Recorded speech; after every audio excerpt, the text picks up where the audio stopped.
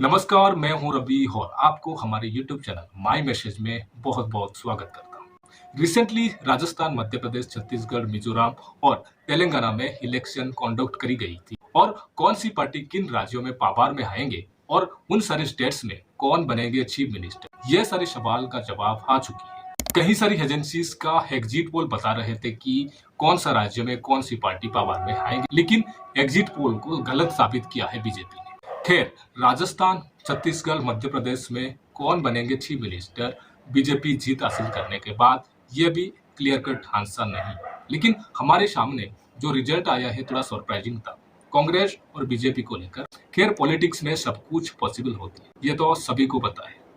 और आपको बता दें कि दोस्तों, बीजेपी के लिए ये बहुत बड़ा संकेत है 2024 इलेक्शन में फिर से जीत का परचम लहराने के लिए। आपको बता दें कि दोस्तों, राजस्थान, मध्य प्रदेश और छत्तीसगढ़ में बीजेपी क्लियर मेजोरिटी के साथ जीत हासिल किया है और सरकार भी बनाएगी। लेकिन शॉकिंग बात यह कि केसीआर का सरकार को बड़ा झटका देकर कांग्रेस पावर में आई और ऐसे ही मिजोरम में भी एमएनएफ पार्टी को हराकर जेडपीएम मेजोरिटी के साथ सरकार बनाएगी। और डिटेल से अगर बात की जाए तो दोस्तों, राजस्थान में टोटल 199 सीट में से बीजेपी को मिला 115 सीट और कांग्रेस को मिला 69 सीट्स, जहां पर कांग्रेस पावर में था। और ऐसे ही मध्य प्रदेश में भी कुल 230 सीटों में से बीजेपी को मिला 163 सीट और कांग्रेस को मिला 66 सीट्स और 10 सीटें अदर पार्टीज ने जीत ली है।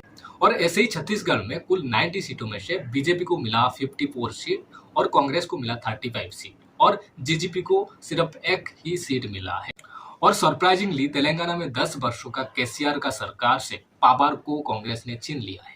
तेलंगाना में कुल 119 सीट में से नेशनल कांग्रेस को मिला है 64 और केसीआर का पार्टी को यानी कि बीएचआर को मिला है 36 सीटें और बीजेपी को 8 सीटें मिली और एआईएमआईएम को 7। यहाँ सवाल आता है कि दोस्तों, कांग्रेस का लीडरशिप को लेकर और कांग्रेस का स्ट्रेटेजी को लेकर और इंडिया गठबंधन को लेकर। और शॉकिंग बात भी यह कि जो एग्जिट पोल बता रहे थे कि राजस्थान, छत्तीसगढ़ और मध्य प्रदेश में बीजेपी और कांग्रेस के साथ कांटे की टक्कर होगी, लेकिन उन सारी एग्जिट पोल को गलत साबित किया है बीजेपी ने। और यह भी एक शॉकिंग बात है कि तेलंगाना में बीजेपी एआईएमआईएम से भी ज्यादा सीटें मिली है और सरप्राइजिंगली राजस्थान और छत्तीसगढ़ में बीजेपी क्लियर मेजोरिटी हासिल किया है बिना चीफ मिनिस्टर फेस में ही। जैसे आपको क्या लगता है दोस्तों, क्यों और कैसे बीजेपी 2024 इलेक्शन का सेमीफाइनल कहे जाने वाला ये इलेक्शन यानी कि उन सारे इलेक्शन में कैसे जीत हासिल किया है, आप जरूर बताइए। और अगर ओवरऑल कहा जाए तो दोस्तों, मुझे लगता है कि कांग्रेस का हारने का कई सारे कॉमन रीजन है। कांग्रेस हारने का पास्ट रीजन मुझे ये लगता है कि कांग्रेस का आइडियोलॉजिकल कन्फ्यूजन यानी कि कांग्रेस का प्रॉपर आइडियोलॉजी क्या है वो शायद एजेंडा में रिफ्लेक्ट नहीं हुआ है। कांग्रेस को कौन सी आधार पर और किसी को लेकर पॉलिटिक्स करना है, थोड़ा कंफ्यूजन रहा है। क्या हिंदुत्व पॉलिटिक्स करना है या माइनॉरिटीज को टारगेट करना है या सेकुलरिज्म पॉलिटिक्स करना है, कुछ क्लियर कट एजेंडा कांग्रेस के पास नहीं थी। और ये भी हम कह सकते हैं कि ये प्रॉब्लम इंडिया गठबंधन के पास भी है।